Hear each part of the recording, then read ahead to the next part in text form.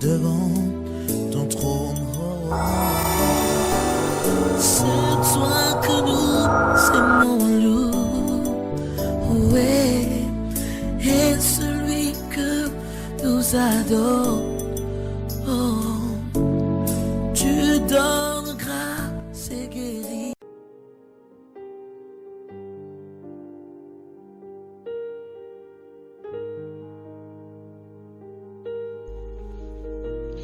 Chers frères et sœurs, je vous salue encore une fois dans le glorieux, merveilleux et puissant nom de notre Seigneur et Sauveur Jésus-Christ.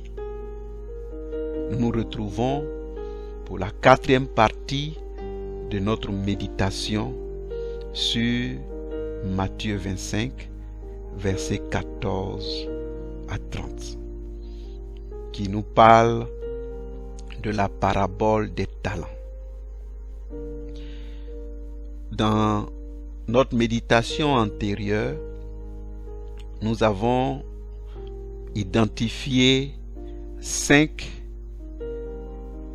des 7 éléments que Dieu nous met à disposition lorsque nous croyons en lui. Nous avons parlé de la foi, de la parole, de l'esprit, du sang de Jésus, du nom de Jésus. Amen. Ce sont des biens du Seigneur qu'il nous accorde lorsque nous croyons en lui. Et nous avons dit que tous les 3 serviteurs ont reçu les biens, l'ensemble de ces biens. Alléluia. Mais ils les ont reçus dans des proportions différentes. Chacun selon ses capacités, mais personne n'a été lésé.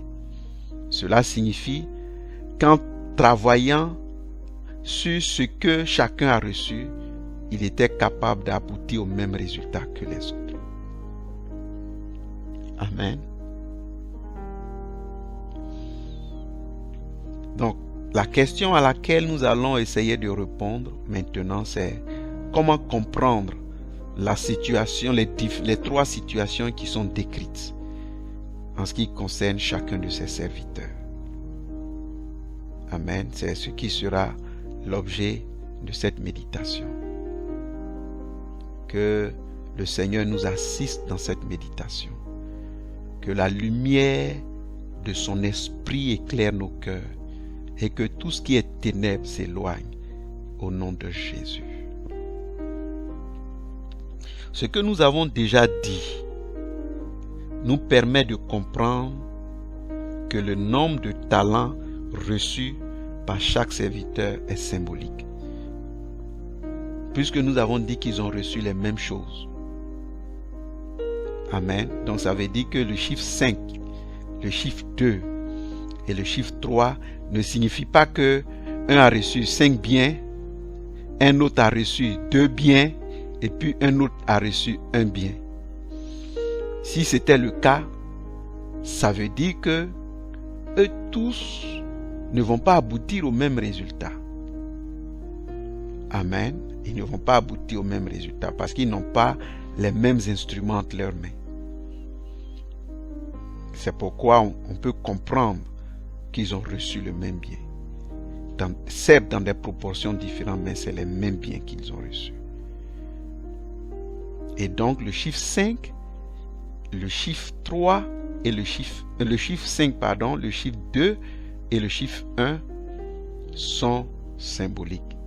Si ce n'était pas symbolique, je pense qu'on aurait eu 5 serviteurs. On aurait eu un serviteur qui aurait eu 5, un autre 4, un autre 3, un autre 2 et puis un autre 1. Mais le fait qu'on ait juste 5, 2, 1, ça montre qu'on a affaire à un chiffre symbolique. Donc ça veut dire que ces chiffres ne doivent pas être analysés de manière quantitative. Donc ce n'est pas des quantités. mais c'est des symboles. C'est des symboles. Chaque chiffre signifie quelque chose. Amen. Donc la question maintenant, c'est comment comprendre alors la situation de celui qui a reçu 5 talents. Amen. On dit que le premier serviteur a reçu 5 talents. Qu'est-ce que ça veut dire? Quand on lit, et on va le lire, Éphésiens 4, verset 11. À partir du verset 11, je lis, « Et il a donné les uns comme apôtres, les autres comme prophètes, les autres comme évangélistes, les autres comme pasteurs et docteurs, pour le perfectionnement des saints en vue de l'œuvre du ministère et de l'édification du corps de Christ. » Amen. Donc le verset 11 nous parle de 5 ministères.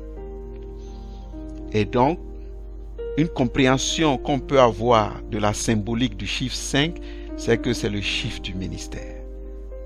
Le chiffre 5, c'est le chiffre du ministère.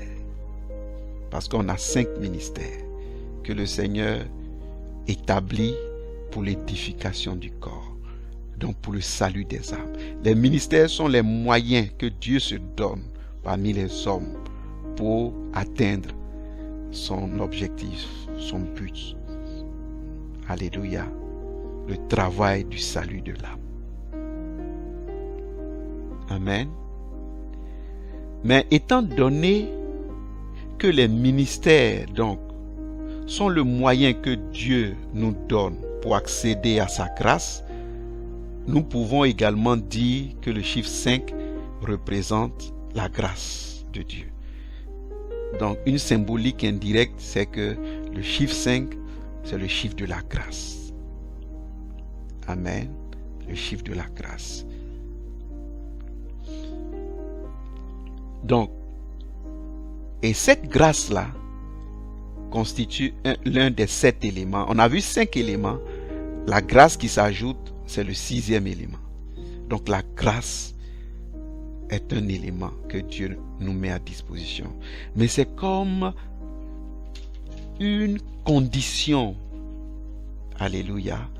C'est comme un environnement que Dieu crée. La grâce est un environnement que Dieu crée autour de nous pour faciliter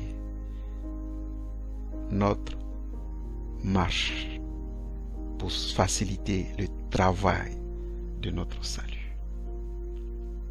Alléluia. Donc, lorsque nous prêtons une oreille attentive au message de la grâce tel que rapporté dans Tite 2, versets 11 à 13. Donc quand on lit Tite 2, versets 11 à 13, il dit que la grâce nous donne un message. Il dit que la grâce nous donne un message. On va lire Tite 2, versets 11 à 13. Voici ce que Tite 2, 11 à 13 dit. Car la grâce de Dieu, source de salut pour tous les hommes, a été manifestée. Verset 12. Elle nous enseigne à renoncer à l'impiété et aux convoitises mondaines et à vivre dans le siècle présent selon la sagesse, la justice et la piété. Amen. Donc la grâce nous enseigne. La grâce nous parle. Alléluia. La grâce nous donne un message. Alléluia. Donc, la grâce nous attire au Seigneur, nous permet d'accéder au Seigneur. Et dans cet accès que la grâce nous donne au Seigneur, elle nous parle. Elle nous enseigne. Elle nous dit de renoncer à l'impiété, de renoncer aux convoitises mondaines et de vivre dans la sagesse, dans la justice et dans la piété. Amen. Et donc, lorsque nous prêtons une oreille attentive à cet enseignement que la grâce nous donne, nous grandissons dans la justice. Amen. Quand on écoute le message de la grâce, la preuve que nous sommes attentifs au message de la grâce, c'est la justice que nous manifestons. Frères, le message que ceux qu'on appelle en général les gracistes prêchent est un faux message. Parce que ce message tend à nous faire croire que lorsque nous bénéficions de la grâce de Dieu, nous pouvons vivre d'une manière impure, nous pouvons vivre comme nous voulons. Alléluia. C'est pas ce que la Bible dit. Et Romains 5, on va le lire. Romains 5 nous dit quelque chose qui est intéressant. Romains 5, verset 21. Voici ce que Romains 5, verset 21 dit. Afin que, on va lire du verset 20 au verset 21.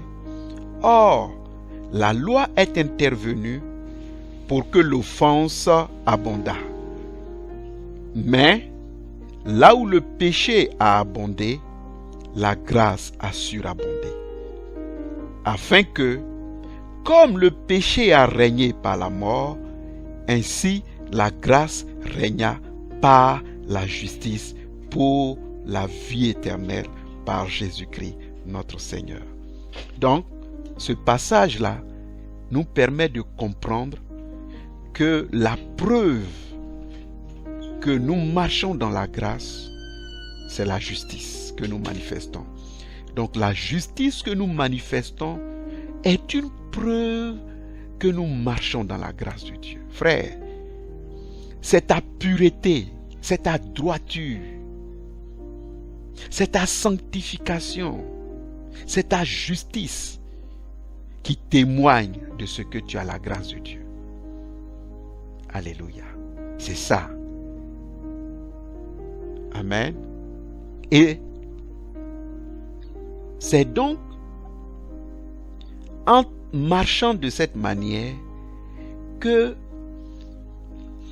on donne l'image qui rejaillit de nous. C'est comme si on bénéficie d'une grâce plus grande. C'est comme si la grâce grandit. On double dans la grâce. Paul a dit dans 2 Corinthiens 1 verset 15 qu'il voulait aller voir les Corinthiens pour qu'ils aient une grâce double. Alléluia. Et dans Jean 1, le Seigneur, la Bible dit que nous avons reçu du Seigneur grâce sur grâce. Donc, au fur et à mesure que nous marchons dans la justice, la grâce se renforce autour de nous. Et ça se manifeste souvent par la facilité qu'on peut avoir dans tel ou tel aspect de notre vie. Et tout le monde témoigne que mais ce frère, cette soeur, mais elle est bénie. Et quand tous ses désirs s'accomplissent. Mais c'est une personne qui cultive la justice. Et donc, qui bénéficie d'une grâce de plus en plus grande. Alléluia. Frère, c'est la justice qui nous a fermis dans la grâce. C'est la justice qui nous fait grandir dans la grâce. Alléluia. Le péché nous fait déchoir de la grâce. Il ne faut pas qu'on se fasse d'illusions. Le péché nous fait déchoir. Alléluia. Alléluia. Donc, nous devons comprendre cela. Et c'est ce que ce serviteur avait compris. Ce premier serviteur avait su faire usage de la grâce de Dieu en se dépouillant de plus en plus des œuvres des ténèbres pour revêtir davantage les œuvres de lumière. C'est ce qui lui a valu donc d'être récompensé par son maître, qui est le Père de lumière. Notre maître est le Père de lumière.